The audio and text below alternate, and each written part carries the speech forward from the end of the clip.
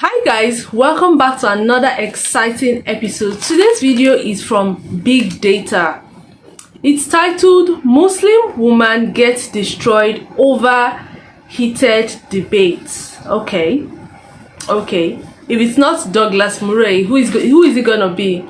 We know Douglas Murray has been dropping lots of videos where he's been destroying and debating a lot of Muslim activists and Muslim people concerning different conversations, different very important conversations, and it's been a lot lately. So I'm not sure who is going to be debating with this woman, but we're going to see in this video. Before we jump into the video, my name is Ogechi. This is Ogechi Reaction. Thank you for stopping by on my channel. Do not click on the red subscribe button, like this video, kindly share, and drop your comment on what you think about this video. Let's keep it really civil and respectful in the comment section. So don't forget to turn on post notification bell so you get notified anytime I drop a new video. Okay, let's jump straight into the video. Watch this Muslim girl get intellectually destroyed as she asks an off-topic question in regards to Muslims not being peaceful in the midst of a charged debate about the tragic events of Americans killed in Benghazi. The stage was suddenly set ablaze with a seemingly incongruous question, challenging the prevailing narrative by asking about the peaceful nature of Muslims. Little did she know, she was about to encounter the formidable force of Bridget Gabriel's rhetorical prowess. To you all, my name is Saba Ahmed. I'm a law student at American University. I am here to ask you a simple question. I know that we portray Islam and all Muslims as bad, but there's 1.8 billion Muslim followers of Islam.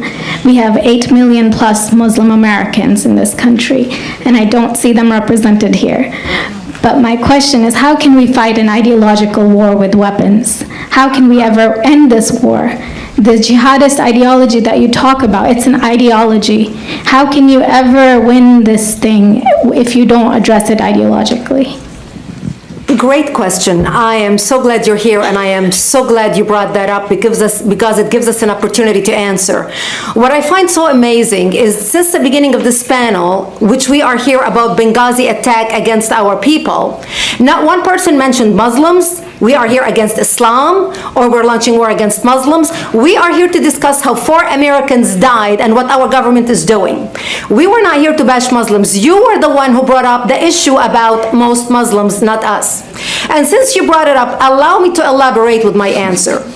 There are 1.2 billion Muslims in the world today. Of course, not all of them are radicals. The majority of them are peaceful people.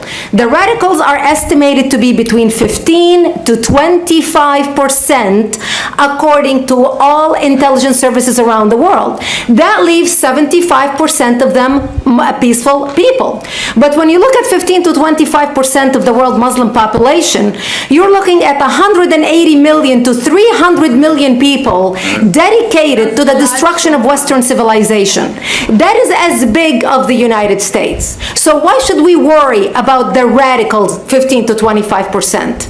Because it is the radicals that kill. Because it is the radicals that behead and massacre. When you look throughout history, when you look at all the lessons of history, most Germans were peaceful.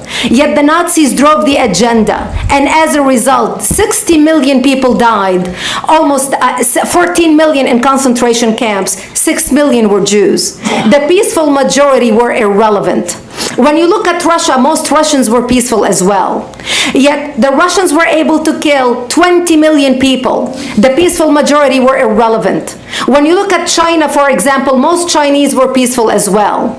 Yet the Chinese were able to kill 70 million people. The peaceful majority were irrelevant. When you look at Japan prior to World War II, most Japanese were peaceful as well. Yet Japan was able to butcher its way across Southeast Asia, killing 12 million people, mostly killed with bayonets and shovels. The peaceful majority were irrelevant. On September 11th in the United States, we had 2.3 million Arab Muslims living in the United States. It took 19 hijackers, 19 radicals to bring America down to its knees, destroy the World Trade Center, attack the Pentagon, and kill almost 3,000 Americans that day. The peaceful majority were irrelevant. So for all our powers of reasons and us talking about moderate and peaceful Muslims, I'm glad you're here. But where are the others speaking out? And since you are the only Muslim representative,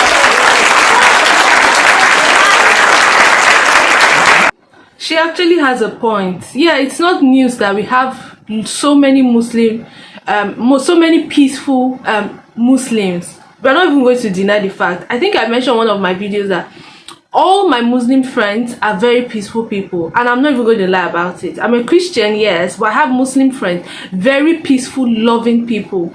But we cannot deny the fact that we have a percentage of them who are not peaceful, who are out for blood and wants to kill.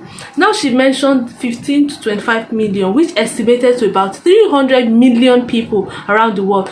That is a large number of people. We cannot act like, okay, because we have 75% peaceful people, we now think that the 25% are not able to destroy. They are capable of doing a lot. I feel like 25% is a lot, and we cannot act ignorant or keep it cool.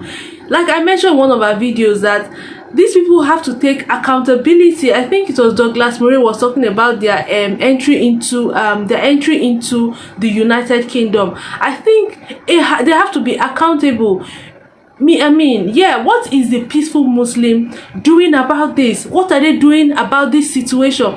Because these people are their brothers. What are they doing about it? It's not okay to just come up and say, okay, they are peaceful Islam, peaceful Muslim people. We have to address it. You can't address ideologically, or how did you mention it? Like, this is actually getting out of hand, and it can't just be taken with levity, to be honest. If these people are able to do so much havoc, it can't just be, peaceful Muslims have to start coming up to their brothers, find a way around these things. Like, it is getting out of hand. Yes, we're not going to deny it. We have a lot of 75% of Muslim people around the world are peaceful. We're not going to lie about it. In fact, 8 to 9 of every of our Muslim friends are actually very peaceful. Like, in every 10, 8 to 9 of them are actually very peaceful. But we cannot act that one person is capable of destroying a lot of things. Let's continue this video. save the applause till the end.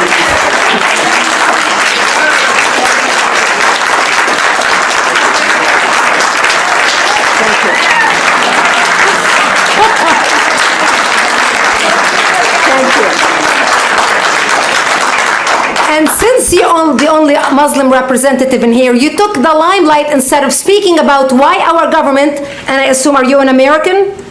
You're an American citizen. So as an American citizen, you sat in this room, and instead of standing up and saying a question or asking something about our 4 Americans that died and what our government is doing to correct the problem, you stood there to make a point about peaceful, moderate Muslims. I wish you brought 10 with you to question about how we can hold our government responsible. It is time we take political correctness and throw it in the garbage where it belongs and start calling it.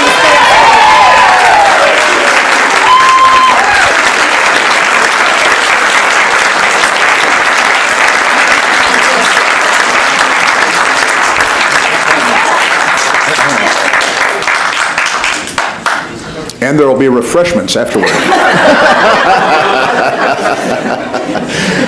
Did you want to respond to the... I think right. I can't follow that. You had a follow-up that you'd... you go ahead. Go ahead. Comment. Thank you for your responses, and I do really hope that other Muslims will start showing up at these conservative forums. Yeah. But as a peaceful American Muslim, I would like to think that I'm not that irrelevant.